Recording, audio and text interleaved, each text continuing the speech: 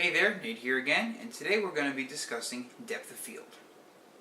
Okay, so for those of you who saw my video discussing how aperture works, you saw my little annotation there at the bottom where I mentioned that I was going to discuss depth of field in that video, but it took up too much room and YouTube wouldn't have allowed me to fit it all on there.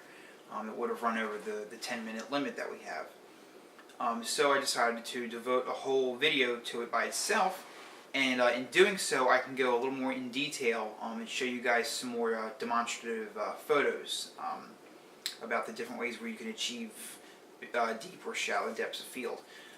So let's jump right into it. So there are three things that control your depth of field. The first being the aperture of your lens.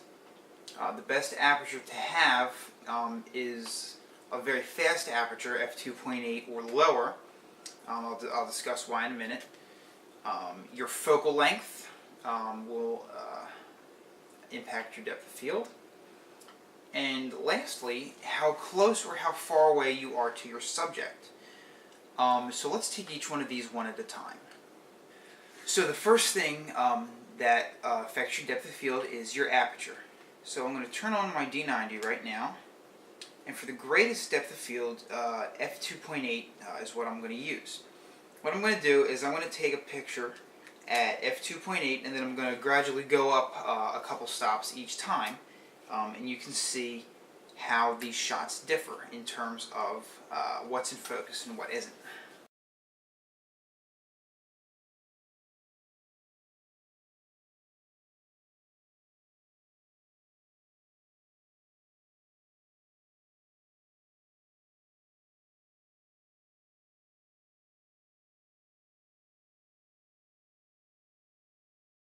Okay, so you can see that for each one of those shots, both my camcorder was in focus, and then the house behind me across the street gradually got more and more in focus as the aperture got smaller and the depth of field expanded. I did not move back. I did not move backward or forward. I did not zoom in or out. The only thing I did change was I bumped up from ISO 100 to 200 because at f22 the shutter speed was too slow for me to handhold it and not have it blurry. So that was just with aperture. Now I'm going to do it just by zooming in a little bit, and I think you'll see another difference.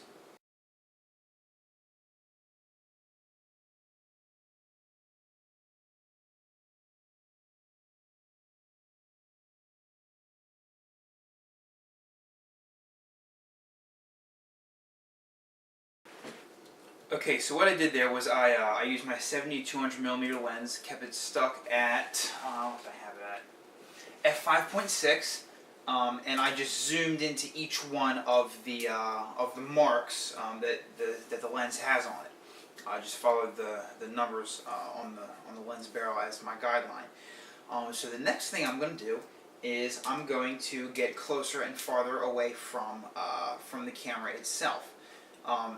That wasn't as profound. The aperture value was the best. Let's see how stepping forward and back from the camera will do for me.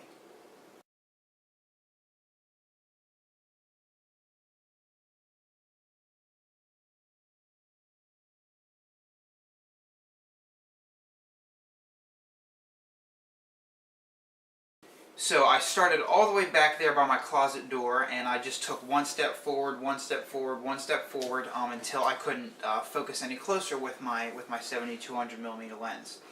And as you can see, as I stepped closer towards the camcorder, the house back there got a little more out of focus with each step. So you can use all three of those factors to put them together and get an image that is either very, very deep in the depth of field or very, very shallow. So now what I'm going to do is I'm going to max out all three of those factors and show you how extreme you can go either way with your depth of field.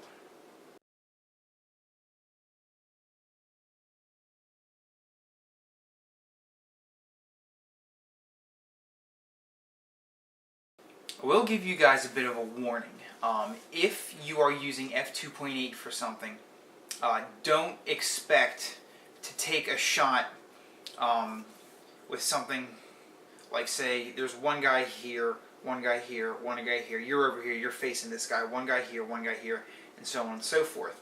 You will not get them all in focus. I don't care how close you are, especially if you're using the 70-200mm lens. If you've got, let's say, the 14-24, or even like the fisheye, the 10.5mm f2.8 fisheye for DX, then okay, maybe. But if you're using the 70-200mm, you will not get everybody in focus, guaranteed. I just recently shot a wedding, and had all the groomsmen in the line, and the groom was at the far end. I had him in focus, and then everybody else was out of focus. So don't even try getting them all in focus if you're at f2.8, because you won't be able to do it. Here's a picture right quick of kind of what I mean.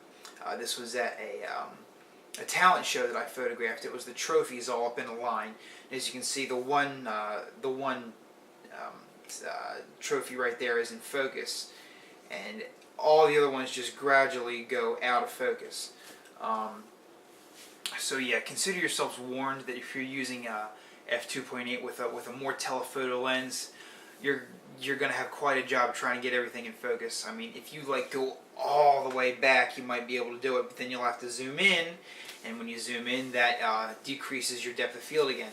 So be warned that if you use f2.8, you're going to have quite a job trying to get everybody in focus. If you need to do that, I would suggest you use a wider lens. Maybe the 24-70, definitely probably the 14-24 if you've got one. A fisheye, maybe, but who wants to worry about the fisheye type thing unless you're going for that kind of shot. So do consider yourselves warned. Okay, so I do have one more quick little trick I want to show you guys. I have my 24-70mm lens here, and I've got to get behind the camera to do this, so bear with me for just a sec.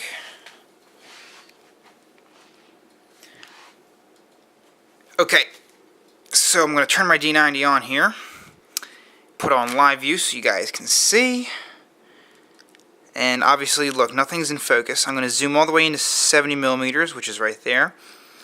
Turn it to manual focus. I'm going to focus it. So there, now that's in focus. But as you can see, like the lens hood right there really isn't. The lens right there really isn't.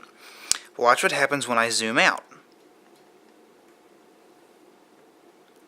Now they're all in focus, and so is the door, my bedroom door right over there, right there. So is my closet door, my chair. Everything's in focus. That's a little trick that videographers use. Because pro video people only use manual focus. I know it's a scary concept, but yeah, they only use manual focus, and this is a trick that they use to make sure that they can get relatively good focus for whatever they're shooting. So if you do have to shoot manual focus for something, keep that in mind. Or if you've got a large crowd of people, and maybe you're forced to use a smaller aperture, such as f2.8, maybe this could help.